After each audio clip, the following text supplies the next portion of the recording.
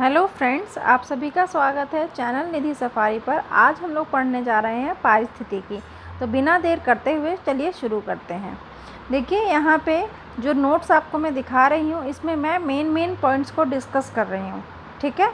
बाकी पढ़ाई कभी भी बेकार नहीं होती है, तो जो बाकी नोट्स हैं आप उन्हें भी पढ़ लें अगर आपके पास समय हो तो। अदरवाइज़ जितना मैं पढ़ा रही हूँ उतनी चीज़ ज़रूर अच्छे से ध्यान से कर लीजिएगा बिफोर द एग्ज़ाम, अगर आप चाहते हैं कि आपके पर्यावरण में अच्छे मार्क्स आएँ। तो चलिए शुरू करते हैं। पारिस्थितिकी विज्ञान का जनक ये है ओडम। इकोलॉजी जो शब्द है ये हमें अर्नेस्ट हैकल ने दिया था, और पारिस्थितिकी तंत्र ये टांसरे द्वारा। इसके बाद हॉटस्पॉट की संकल्पना ये नॉर्मन मेयर ने बताई है। जैव विविधता शब्द का सर्वप्रथम प्रयोग वॉल्टर जी रॉजन ने 1986 में किया था। ओजोन परत की सर्वप्रथम खोज चार्ल्स फाबी व हेनरी ब्यूसन ने की है। ग्रीन हाउस गैस की संकल्पना जोसेफ फोरियर ने बताई है। बायोस्फीयर रिजर्व ये एडवर्ड स्वेस। जैव विविधता वॉल्टर जी रॉजन। इसके बाद आपका आता है पारिस्थितिकीय पिरामिड की संकल्पना, ये है एल्टन, ये बहुत इम्पोर्टेंट है। इसके बाद आपका आता है भारतीय परिस्थितिकी के जनक, ये हैं प्रोफेसर आर मिश्र। आगे बढ़ते हैं। भारत में पर्यावरण संरक्षण के प्रयास, जैसे कि आप लोग अपने आसपास भी देखते होंगे कि सरकार कितने ही बड़े स्तर पर पर्यावरण का संरक्षण करने का प्रयास कर रही है, क्योंकि हमने देखा कि जब हमने पर्यावरण को हानि पहुंचाई तो हमें बहुत सारी परेशानियों का सामना करना पड़ रहा है, क्योंकि पर्यावरण में परिवर्तन उसी अनुसार हो रहा है। तो इसीलिए पर्यावरण को संरक्षण देने के लिए कुछ अधिनियम बनाए गए, तो जिनमें से मुख्यतः जो हैं हम उनकी चर्चा कर लेते हैं। आपका है वन जीव संरक्षण अधिनियम 1972। उसके बाद आपका आया वन संरक्षण अधिनियम 1980। फिर पर्यावरण संरक्षण अधिनियम 1986 संशोधित हुआ 1991 में। जैव विविधता अधिनियम 2002। एगमार्क एक्ट 1937। Tiger project 1973। हाथी संरक्षण परियोजना 1992। इको मार्क योजना 1992। देखिए, पर्यावरण संरक्षण में यहाँ पे कुछ लोग सोच रहे होंगे कि यहाँ पे एग मार्क एक्ट क्यों दिया है, या टाइगर प्रोजेक्ट क्यों दिया है, या इको मार्क योजना क्यों दी है। ये सब आपके पर्यावरण की ही चीज़ें हैं, इसलिए। ठीक है, अब हम आगे बढ़ते हैं। पारिस्थितिकी तंत्र यह क्या है, क्यों है। पारिस्थितिकी तंत्र का तात्पर्य उस भौगोलिक तंत्र से है जिसके अंतर्गत रहने वाले जैविक समुदाय निरंतर अजैविक पदार्थों व ऊर्जा से अंतराकर्षित होते हैं। इकोलॉजी जो है दो ग्रीक शब्दों से मिलकर बना है। पहला शब्द ओइको, दूसरा लोगस। ये हमें किसने बताया, ये बताया राइटर ने। आर्कियोलॉजी ये शब्द हमें दिया है एर्नेस्ट हैकल ने। आगे बढ़ते हैं। पारिस्थितिकी दो प्रकार की होती है, एक होती है स्वपारिस्थितिकी और एक है सपारिस्थितिकी। स्वपारिस्थितिकी में किसी इकाई या जीव का अध्ययन किया जाता है, ना कि उस जीव के समूह का, जबकि सपारिस्थितिकी में जीवों के समूह का अध्ययन होता है। एक तो ये तरीका हुआ पारिस्थितिकी तंत्र को विभाजित करने का। एक और स्तर है जिस पर पारिस्थितिकी तंत्र को विभाजित किया जाता है। आइए अब हम उसे देखते हैं। पारिस्थितिकी तंत्र को दो भागों में बांटा गया। पहला प्राकृतिक पारिस्थितिकी तंत्र, दूसरा कृत्रिम पारिस्थितिकी तंत्र। प्राकृतिक पारिस्थितिकी तंत्र फिर से तीन भागों में बांटा जाता है। पहला स्थलीय पारितंत्र, जलीय पारितंत्र, आकाशीय पारितंत्र। फिर इसमें स्थलीय पारितंत्र के अंदर आपके आते हैं घास, भूमि, वन, मरुस्थल आदि। जलीय पारितंत्र फिर से दो भागों में विभाजित होता है। एक होता है अलवणीय, दूसरा होता है लवणीय। अलवणीय में आपके तालाब, झील, झरना आदि आते हैं। लवणीय में ज्वारनमुख, समुद्री जल, लवण झील आदि आते हैं। इसके बाद कृत्रिम पारिस्थितिकी तंत्र को अगर हम देखें तो उसमें आते हैं नगरीय कृषि, फसली तंत्र और जलाशय आदि। अब आप जानते हैं हमारे जो पर्यावरण है उसमें एक होता है वायुमंडल, एक होता है जलमंडल और एक होता है स्थल मंडल। वायुमंडल, जलमंडल और स्थल मंडल को अगर हम मिला दें तो उसी में हमें एक मिलता है जीव मंडल, जो आपको ये चित्र के द्वारा प्रदर्शित किया जा रहा है। क्योंकि जीव मंडल वो है जो वायुमंडल में भी मिलता है, जल मंडल में भी मिलता है और स्थल मंडल में भी मिलता है। क्यों? क्योंकि जीव हमें वायु में भी मिलते हैं, जल में भी मिलते हैं और स्थल में भी मिलते हैं। अब हम आगे बढ़ते हैं।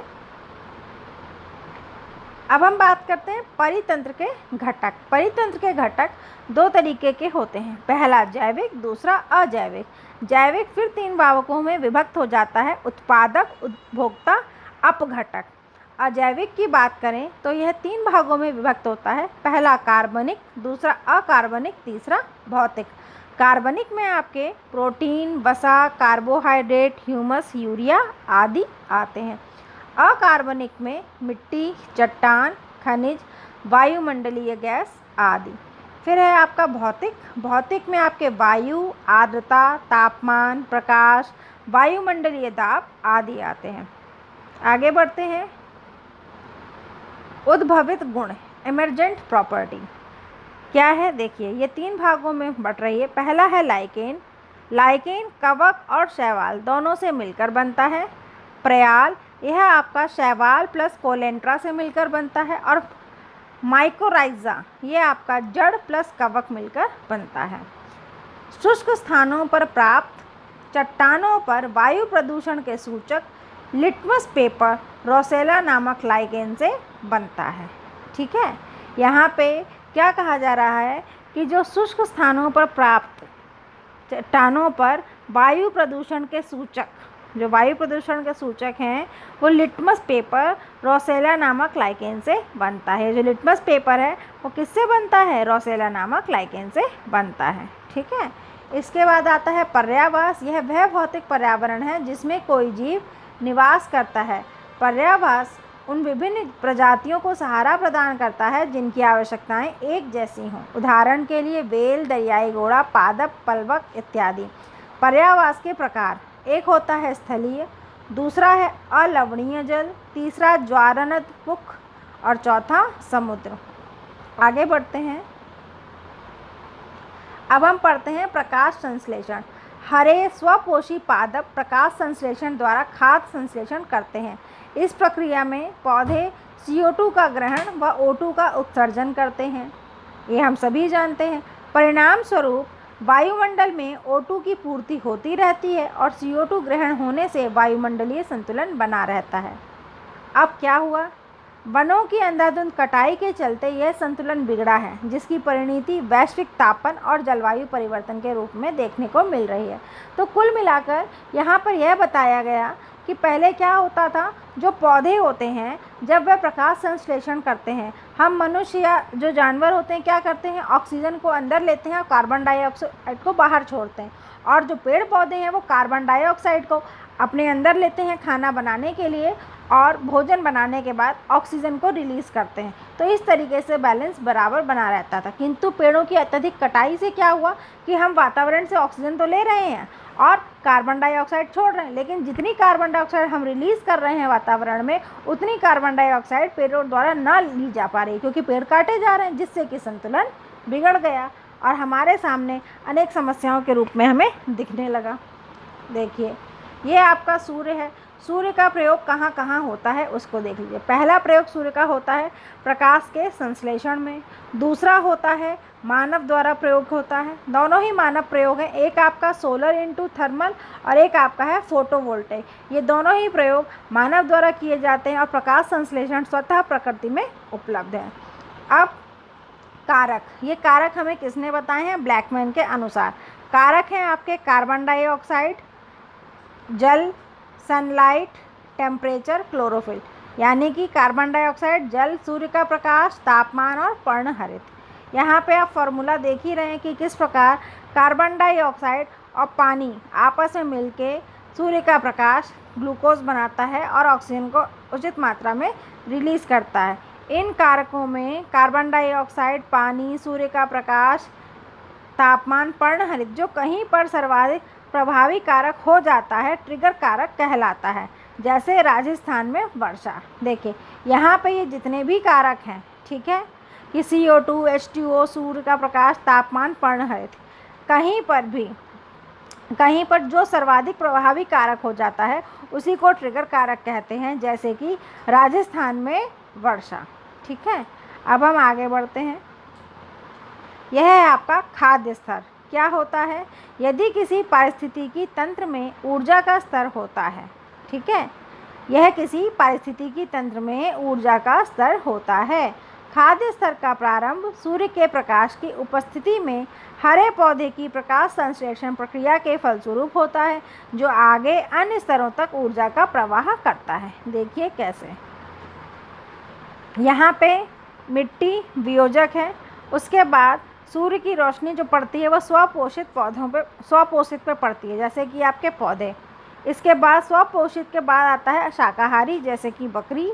शाकाहारी के बाद आता है मांसाहारी, जिसमें शेर, और मांसाहारी के ऊपर आता है सर्वाहारी। तो यहाँ पे जो स्वपोषित यानी कि जो पौधे हैं वो प्रथम पोषक स्तर है। पौधों के बाद शाकाहारी वो है आपका द्वितीय पोषक स्तर, जिसे हम कहते हैं प्राथमिक उपभोक्ता स्तर।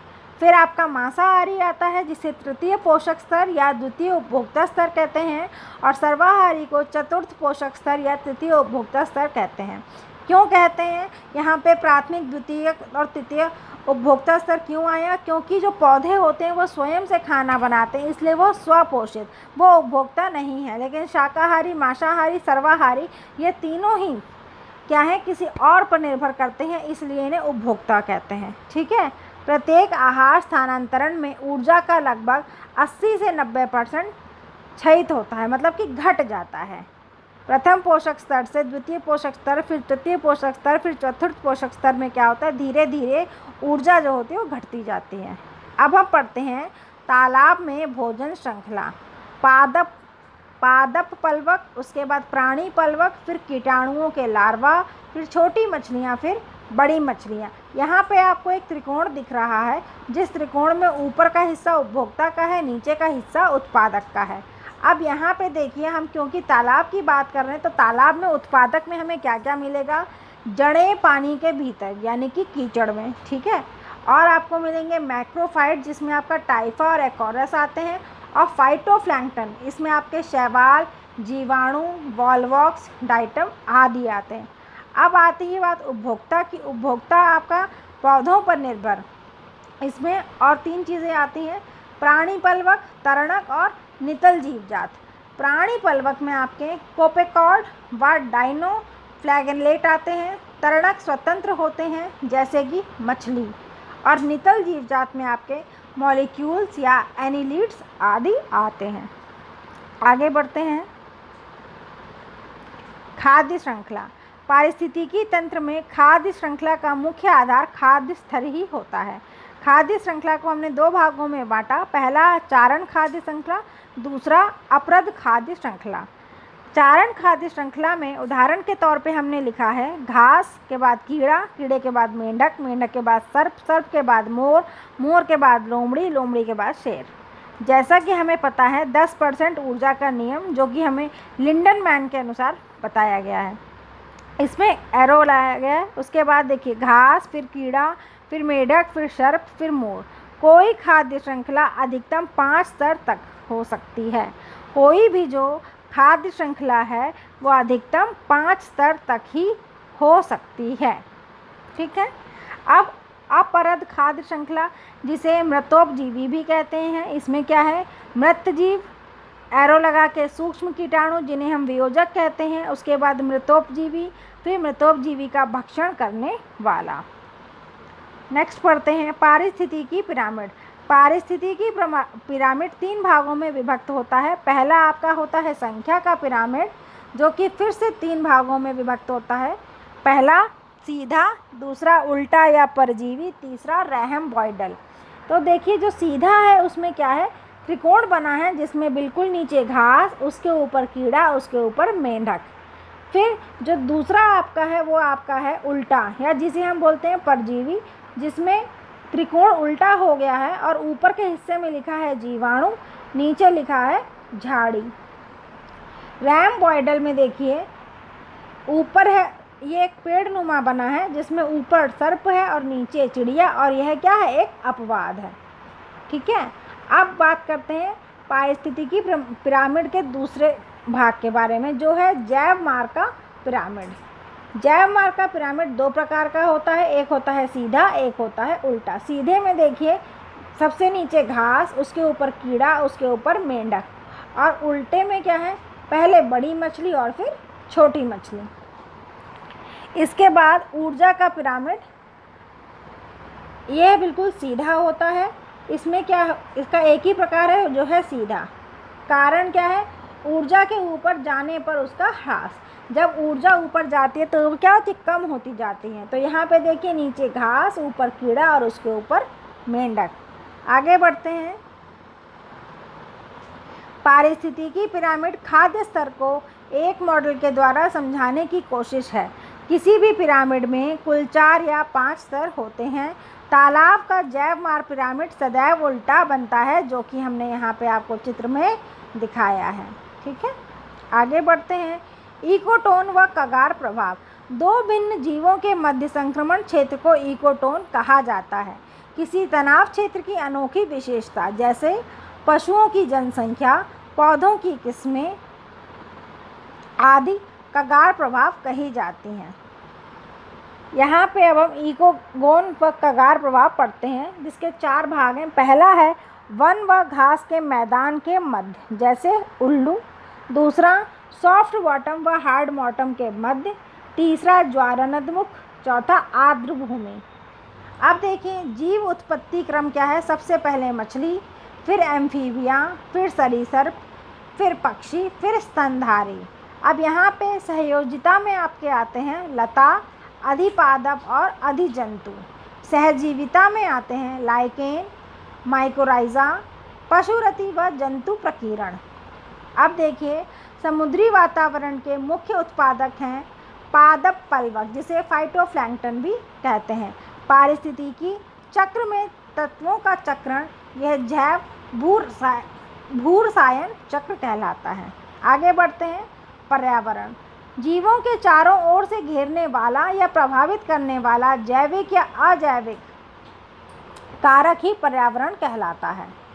यह गतिशील निकाय होता है। पर्यावरण 2 शब्दों से मिलकर बना है, परि प्लस आवरण। देखिए यहाँ पे पर्यावरण को हमने 4 भागों में बांटा है, स्थल मंडल, जीव मंडल, वायुमंडल और जल मंडल। जीव मंडल फिर 2 भागों में विभक्त होता है, एक हिस्सा जंतु और एक होता है पौधे। वायुमंडल आपका 2 भागों में बढ़ता है, क्षोभ मंडल और समताप मंडल। जो आपका स्थल मंडल है वो 3 भागों में विभक्त होता है, पर्वत, मरुस्थल और मैदान। जल मंडल को हम 4 भागों में बांटते हैं, हिमनद, झील, नदी, सागर आदि। अब पर्यावरण के संघटक पढ़ते हैं, जो कि 3 प्रकार के होते हैं, जैविक, अजैविक और ऊर्जा।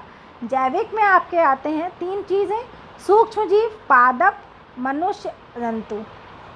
4 आते हैं, सॉरी। इसके बाद अजैविक में भी आपके 4 भाग हैं, जल, थल, वायु, खनिज।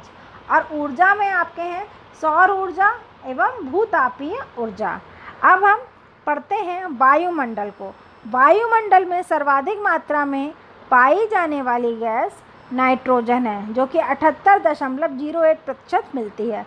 वायुमंडल में गैसों का क्रम सबसे अधिक नाइट्रोजन, इसके बाद ऑक्सीजन, फिर आर्गन, फिर कार्बन डाइऑक्साइड, फिर नियॉन और फिर हीलियम। सभी का प्रतिशत लिखा हुआ है, जैसा कि आपको स्क्रीन पर दिखाई दे रहा है। अब पृथ्वी पर यह जो मंडल है, कौन कौन से मंडल हैं? पृथ्वी के सबसे नज़दीक आपका आता है क्षोभ मंडल, उसके बाद ओजोन की परत, फिर समताप मंडल, फिर मध्य मंडल, फिर आयन मंडल, फिर बहिर्मंडल। इसी क्रम में ये जो मैंने मंडल बताए ये ऊंचाई के क्रम में बताएं कि धीरे धीरे क्षोभ मंडल से बढ़ते बढ़ते बहिर्मंडल तक पृथ्वी से दूरी बढ़ती जाती है। वायुमंडल में रेडॉन गैस नहीं पाई जाती है। ये अक्सर परीक्षाओं में पूछा जाता है कि वायुमंडल में कौन सी गैस है जो नहीं पाई जाती, तो इसका उत्तर है रेडॉन गैस। आगे बढ़ते हैं। जैव विविधता, देखिए किसी भी स्थान पर पाए जाने वाला जीव वहाँ के पर्यावरण व पारिस्थितिकी तंत्र में आपसी सामंजस्य बनाकर रहता है, जिसे जैव विविधता कहा जाता है। विश्व में सर्वाधिक जैव विविधता विषुवत रेखा के पास 7% उष्णकटिबंधीय वनों में होती है। एंडेमिक प्रजातियों विशेष जीव के आधार पर भारत का विश्व में स्थान है 11वां।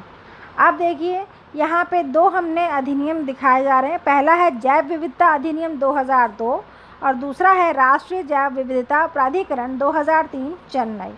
अब देखिए, जैव विविधता को हमने 3 भागों में बांटा। पहला है जीनीय, जो कि होता है जीव के स्तर पर। दूसरा है प्रजातीय, जो कि पारिस्थितिक स्तर पर होता है। और तीसरा है पारिस्थितिकीय, यह होता है महाद्वीप स्तर पर।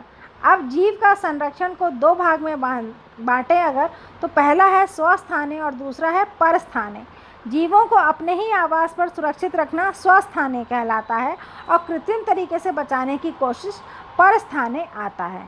अब देखिए, अपने ही आवास में सुरक्षित रखने के लिए हमने 4 स्थान बनाए हैं जीवों के लिए। कौन कौन से? राष्ट्रीय उद्यान, अभयारण्य, जैव विविधता क्षेत्र और जंगल। और कृत्रिम तरीके से बचाने की कोशिश के लिए हमारे क्या क्या तरीके हैं? वानस्पतिक उद्यान, चिड़ियाघर, नर्सरी, हर्बेरियम, बीज बैंक, अंडे बैंक, टिश्यू कल्चर, क्लोनिंग आदि। दिसंबर 2000 में संयुक्त राष्ट्र की महासभा ने 22 मई को अंतर्राष्ट्रीय जैव विविधता दिवस घोषित किया। यह बहुत इंपॉर्टेंट है।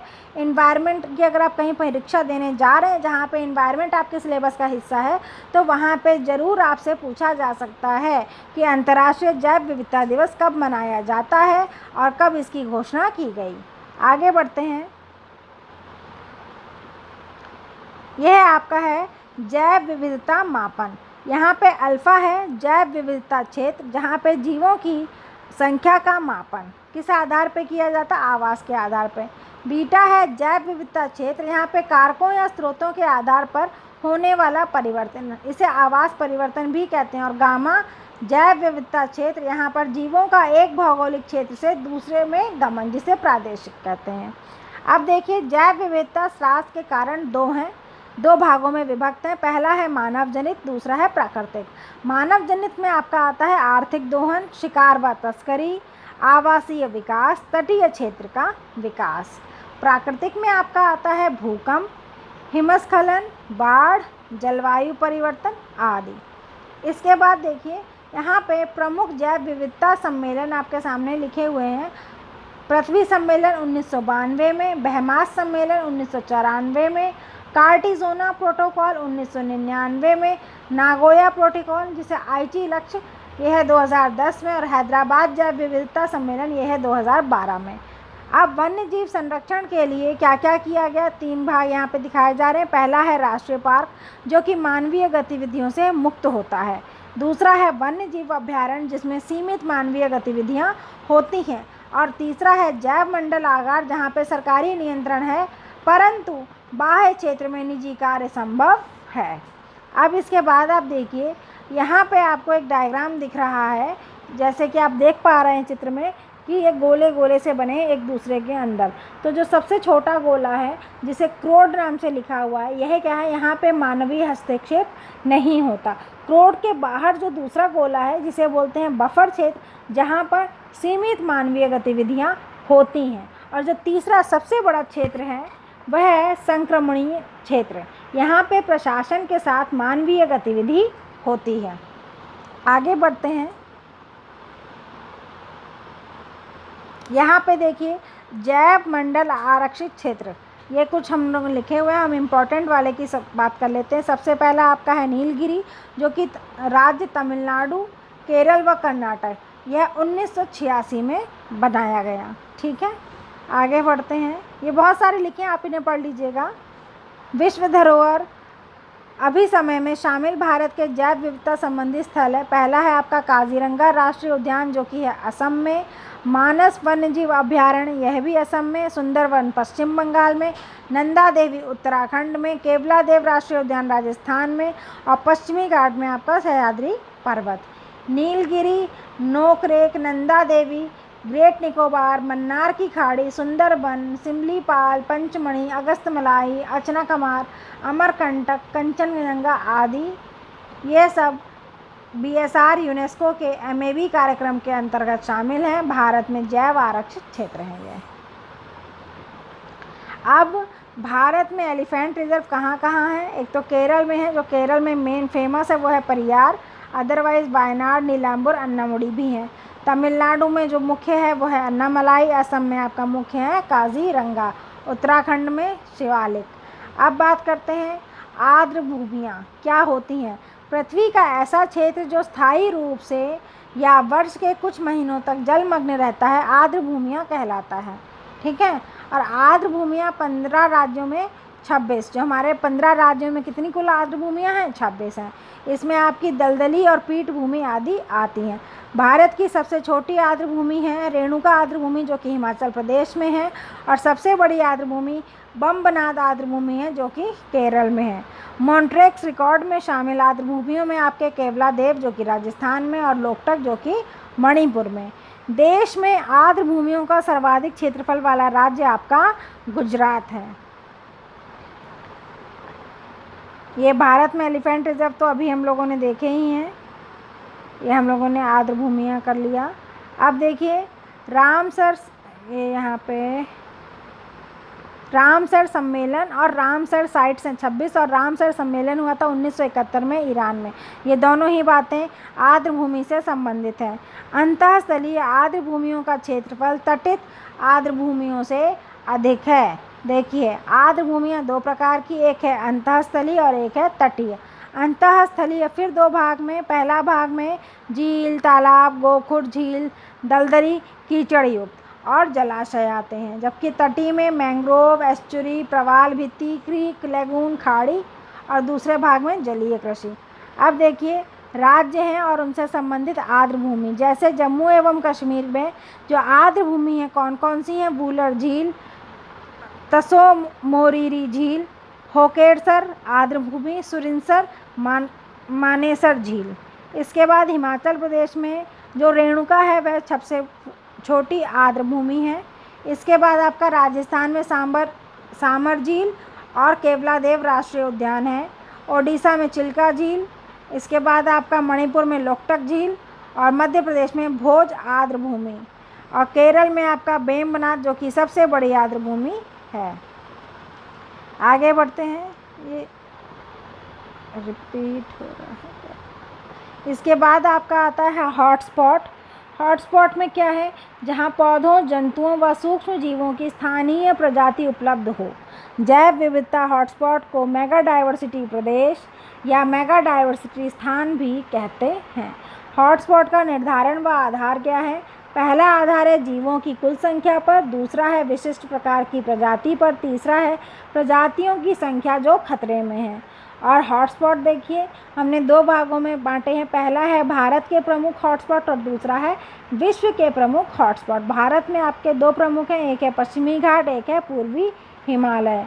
सुड्डालैंड व म्यांमार भारत सीमा अपवादिक स्थिति में भारत के स्पॉट कोड के तहत शामिल किए जाते हैं। और विश्व वाले में आपका आता है मेडागास्कर, फिलीपींस, सुडालैंड, ब्राज़ील का अटलांटिक वन, कैरेबियन प्रदेश, म्यांमार, भारत, पश्चिमी घाट, तंजानिया, केन्या का पूर्वी व तटीय वन। हॉटस्पॉट क्या है? सागरीय जैव विविधता विश्व में कुल कितनी है? 50 और भारत में कितनी है? 2, जो है आपकी लक्षद्वीप एवं अंडमान द्वीप।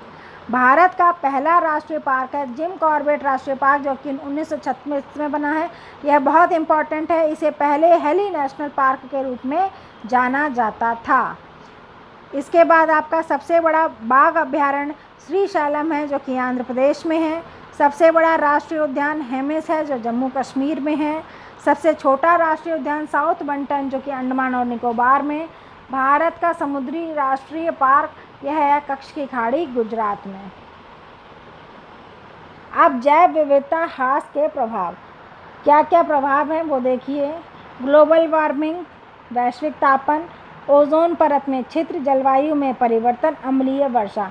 ग्रीन हाउस गैसें सूर्य के द्वारा प्राप्त विकिरण को वायुमंडल से बाहर नहीं जाने देती, फलस्वरूप वायुमंडल का तापमान बढ़ने लगता है, जिसे वैश्वीय तापमान या ग्लोबल वार्मिंग कहते हैं।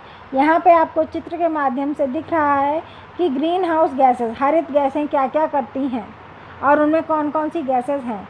एक तो आपका कार्बन डाइऑक्साइड, मीथेन, आपका nitrous oxide, chlorofluoro carbon, ozone और जलवाष्प, ये सब आपके हरित गैस, गृह गैस में आते हैं। देखिए यहाँ पे हाइड्रोफ्लोरोकार्बन, परफ्लोरोकार्बन, सल्फर हेक्सोफ्लोराइड, ये आपके मानवीय गतिविधियों से उत्पन्न प्लस CFC हैं। अर्धूलकरण भी इसमें आता है। ये अन्य में आपके हैं। पीएफसी का उपयोग अर्धचालक के निर्माण में, शीतलक उपकरण, एल्युमिनियम उत्पादन में किया जाता है। और SF6 का प्रयोग मैग्नीशियम उद्योग, टेनिस बॉल, जूते का सोल, ट्रक टायर आदि में किया जाता है। मीथेन आर्द्र भूमि, उसके बाद धान का खेत, फिर बायोमास दहन, फिर लैंडफिल, फिर आंतों का कुंभन, फिर दीमक और फिर कोयला खनन। विश्व में कार्बन डाइऑक्साइड उत्सर्जन करने वाले देश क्रमशः चीन, अमेरिका, यूरोपीय संघ, भारत, रूस, जापान है। कोयला जलने से उत्पन्न गैसें आपकी हैं carbon dioxide, sulphur dioxide, nitrogen dioxide. और ये जो आपका सल्फर डाइऑक्साइड है ये ज्वालामुखी से उत्पन्न होती है और एल्बिडो की मात्रा बढ़ाती है। इसके बाद बात करते हैं अम्लीय वर्षा। अम्लीय वर्षा कराने वाली गैसें बहुत पूछी जाती हैं। इसमें आपका carbon dioxide, sulphur dioxide, nitrogen के ऑक्साइड और नाइट्रस ऑक्साइड, ये चारों ही आते हैं। सल्फर के स्रोत क्या क्या हैं? सागर, ज्वालामुखी, कार्बनिक पदार्थ का अपघटन। नाइट्रोजन के स्रोत तड़ित झंझा, ज्वालामुखी, कार्बनिक पदार्थ का अपघटन। फॉर्मिक अम्ल के स्रोत हैं बायोमास दहन द्वारा। अम्लीय वर्षा के प्रभाव त्वचा पर फफोले पड़ना, मथुरा रिफाइनरी, जलीय जीव जंतुआ, पेड़ पौधे। और मथुरा रिफाइनरी के बाद मथुरा रिफाइनरी का असर क्या हुआ? ताजमहल पे प्रभाव पड़ा SO2 के रूप में। कृत्रिम वर्षा जिसे मेघ बीज भी कहते हैं। सिल्वर आयोडाइड यह क्या करती है? गर्म वर्षीय बादल बनाती है। और शुष्क बर्फ, ठोस CO2, एल्किल हैलाइड, ये दोनों मिलकर शीत वर्षा बादल बनाते हैं जो कि 1 डिग्री से सेल्सियस से कम होते हैं और गर्म वर्षीय बादल 1 डिग्री सेल्सियस से ज़्यादा होते हैं। अब बात करते हैं ओजोन परत की, जो कि बहुत इम्पॉर्टेंट है। ओजोन परत समताप मंडल में पाई जाने वाली ओजोन परत पराबैंगनी किरणों से हमारी रक्षा करती है। वैश्विक तापन व ग्रीन हाउस गैसों के उत्सर्जन के चलते इसमें लगातार क्षरण हुआ है। ओजोन परत संरक्षण की बात मॉन्ट्रियल प्रोटोकॉल 1987 में की गई। देखिए O2 में जब अल्ट्रावायलेट किरणें पड़ती हैं तो ये O+O में विभक्त होता है। फिर ये एक O जब O2 के साथ मिलता है तो O3 बना लेता है जो कि आपका ओजोन है। यहाँ पे आप चित्र पे देख ही रहे हैं, ओजोन का हमने कॉलम बनाया, इसमें ओजोन में छिद्र हो रहा है। ओजोन परत 20 से 30 किलोमीटर की होती है। कौन से मंडल में होती है? समताप मंडल में। यह हमें पराबैंगनी किरणों से बचाती है, UV रेज B व C। इसके बाद इससे होता क्या क्या है? इससे हमें त्वचा कैंसर, जीन उत्परिवर्तन होता है, मोतियाबिंद होता है। CFC के द्वारा ओजोन का क्षरण का कारण है। ओजोन दिवस 16 सितंबर और इसको मापने की इकाई है डॉप्सन। ये दोनों बहुत इंपॉर्टेंट है। ओजोन को मापने की इकाई डॉप्सन और ओजोन दिवस 16 सितंबर। आगे बढ़ते हैं। ओजोन छिद्र के अंटार्कटिका के ऊपर होने के कारण वायु परिसंचरण प्रणाली, क्लोरोनिन परिकल्पना, समताप मंडलीय मेघ परिकल्पना, सौर कलंक का प्रभाव, ध्रुवीय वाताग्रह। O2 क्षरण की समस्या से निपटने हेतु कई सम्मेलन किए, जिनमें मुख्य हैं वियना सम्मेलन 1985, मॉन्ट्रियल प्रोटोकॉल 1987, हेलसिंकी सम्मेलन 1989 और लंदन सम्मेलन 1989। देखिए CFCl3 सूर्य का प्रकाश पड़ा तो ये CFCl2 प्लस क्लोरीन में चेंज हुआ। फिर यही क्लोरीन ओजोन के साथ मिलकर बना देता है chlorine iodide ClO plus O2 और ClO में फिर O2 मिलकर बना देता है 2O2 प्लस Cl। अब आता है आपका प्रदूषण। प्रदूषण में अवांछनीय पदार्थों, प्रदूषण है क्या? पर्यावरण में अवांछित पदार्थों के समाविष्ट हो जाने की प्रक्रिया जो जीवन के सम्मुख संकट उत्पन्न करती है प्रदूषण कहलाती है। पर्यावरणीय प्रदूषण के लिए उत्तरदायी अभिकर्ता प्रदूषक कहलाते हैं। प्रदूषक 2 प्रकार के, प्राथमिक और द्वितीयक। जो अपने मूल स्वरूप में पर्यावरण में विद्यमान हैं वो आपके प्राथमिक में आते हैं, जैसे plastic, carbon dioxide, carbon monoxide. द्वितीयक में वो प्राथमिक प्रदूषकों के आपसी अंतःक्रिया के कारण निर्मित होते हैं, वह आपके द्वितीयक में आते हैं। इसमें आपका आता है ओजोन, नाइट्रोजन ऑक्साइड और H2SO4। इसके बाद देखिए प्रदूषण 2 प्रकार का होता है, प्राकृतिक और मानव जनित। प्राकृतिक में ज्वालामुखी विस्फोट, धान का खेत, पशुओं के जुगाली द्वारा मीथेन का निर्माण आदि। जबकि मानव जनित में आता है खनिज तेल का जलना, निर्वनीकरण, कीट तथा खरपतवार नाशक दवाएं, औद्योगिक व्यर्थ पदार्थ आदि। वायु प्रदूषण। वायु प्रदूषण क्या होता है? वायु प्रदूषण की स्थिति में बाह्य वायुमंडल में ऐसे पदार्थ एकत्र हो जाते हैं जो मनुष्य और उसके पर्यावरण के लिए हानिकारक साबित होने लगते हैं। उदाहरण में आपका carbon dioxide, carbon monoxide, fly ash, धूलकण, NO2 आदि। वायु प्रदूषण को मापने की इकाई है पार्ट्स पर मिलियन व माइक्रोग्राम प्रति घन मीटर व मिलीग्राम प्रति लीटर। अब बात करते हैं जल प्रदूषण की। जल के मूलभूत भौतिक, रासायनिक व जैविक गुणों में अवांछित पदार्थों के मिलने से उसका मूल गुण में परिवर्तन हो जाना ही जल प्रदूषण कहलाता है। उदाहरण, कल कारखानों से निकलने वाला अपशिष्ट पदार्थ व जल, घरेलू अपशिष्ट, समुद्र में तेल रिसाव, कृषि कार्य में प्रयुक्त रसायन आदि। अब देखिए भूमिगत जल प्रदूषण। तत्व इसमें दो प्रकार के होते हैं, आर्सेनिक और फ्लोराइड। फ्लोराइड वाले आपके राजस्थान में पाए जाते हैं, आर्सेनिक वाले आपके पश्चिम बंगाल, बिहार, उड़ीसा, पश्चिमी उत्तर प्रदेश में पाए गए हैं। यहाँ पे संबंधित बीमारियाँ, अगर तत्व पारा है तो बीमारी जो बनती है वह है मिनी माता। कैडमियम की वजह से जो बीमारी है वह इटाई, नाइट्रेट की वजह से ब्लू बेबी सिंड्रोम, फ्लोराइड की वजह से स्केलेटल फ्लोरोसिस और आर्सेनिक की वजह से ब्लैक फुट। ये आपकी बीमारियां हो गई, पूछी जाती हैं, आपको याद रखना पड़ेगा। फिर आता है मृदा प्रदूषण। मृदा में किसी ऐसे पदार्थ का मिल जाना जो उसकी गुणवत्ता और उसकी उर्वरता को प्रतिकूल रूप से प्रभावित करता है। उदाहरण, प्लास्टिक, रासायनिक पदार्थ आदि। अब आता है ध्वनि प्रदूषण, जो कि ऐसी ध्वनि जो सुनने में अरुचिकर हो। उदाहरण, लाउडस्पीकर, हॉर्न, रेल, हवाई जहाज, जेट इंजन आदि। ग्रीन मफलर ध्वनि प्रदूषण से संबंधित है, जैसे अशोक वृक्ष। विश्व स्वास्थ्य संगठन WHO द्वारा निर्धारित सुरक्षित ध्वनि सीमा 45 डेसिबल होती है। ये आपको याद रखना है, ये बहुत इम्पोर्टेंट है। अब देखिए सामान्य बातचीत में जो हमारी तीव्रता होती है 20 से 30 डेसिबल होती है। उच्च आवाज़ में बातचीत 60 डेसिबल, रेडियो संगीत 50 से 60 डेसिबल, हवाई जहाज 90 से 120 डेसिबल, जेट इंजन 148 डेसिबल और अंतरिक्ष यान 140 से 179 डेसिबल होता है। इसके बाद रेडियो सक्रिय प्रदूषण। कुछ तत्वों के नाभिकीय विखंडन के कारण इलेक्ट्रॉन, प्रोटॉन तथा गामा किरणों का निष्कासन होता है, जिसे रेडियो सक्रिय प्रदूषण कहते हैं। उदाहरण के लिए एक्सरे, यूरेनियम खदान, नाभिकीय परमाणु संयंत्र, थोरियम आदि। देखिए संबंधित घटनाएं। पहली भोपाल गैस त्रासदी जो कि 3 दिसंबर को हुई थी 1984 में भोपाल में। यहाँ पे कौन सी गैस रिलीज़ हो गई थी?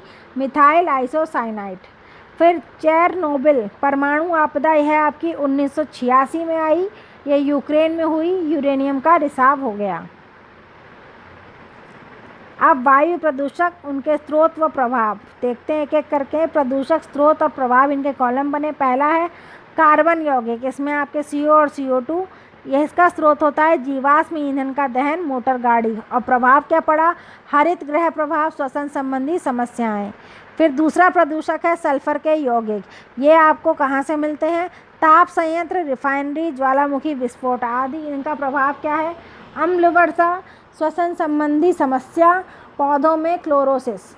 इसके बाद नाइट्रोजन यौगिक, यह इनका स्रोत है ताप संयंत्र, मोटर वाहन, वायुमंडलीय अभिक्रिया। इनका प्रभाव है अम्ल वर्षा, पादपों में उत्पादकता की कमी, आँखों व फेफड़ों में जलन। इसके बाद निलंबित कण, यह इनका स्रोत है निर्माण कार्य, भाप शक्ति संयंत्र, मोटर वाहन।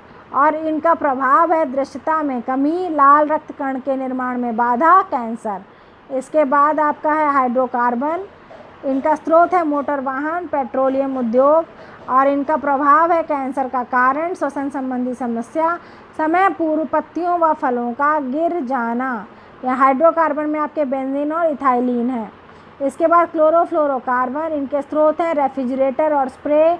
और इनके प्रभाव हैं भूमंडलीय ऊष्मन, ओजोन क्षरण। फिर आपका आता है ओजोन, इनका स्रोत है मोटर वाहन और इनका प्रभाव है श्वसन संबंधी समस्याएं, पर्ण समूह को नुकसान। फिर आपका आता है सीसा, जो कि हमें प्राप्त होता है मोटर वाहन से, इसका प्रभाव है कैंसर, केंद्रीय तंत्रिका तंत्र प्रभावित। फिर रेशे में आपका कपास व ऊन, ये प्राप्त होता है हमें वस्त्र उद्योग, व कालीन उद्योग से, और इनका प्रभाव हमारे फेफड़ों पर दुष्प्रभाव के रूप में दिखता है। फिर आता है एस्बेस्टस। एस्बेस्टस का स्रोत है एस्बेस्टस की खनन व निर्माण उद्योग, और इसका प्रभाव है श्वसन संबंधी समस्याएं तथा कैंसर। फिर आपका आता है स्मॉग, जो कि इसका स्रोत है उद्योग व मोटर वाहन, इसका प्रभाव है आँख में जलन और श्वसन संबंधी समस्याएं।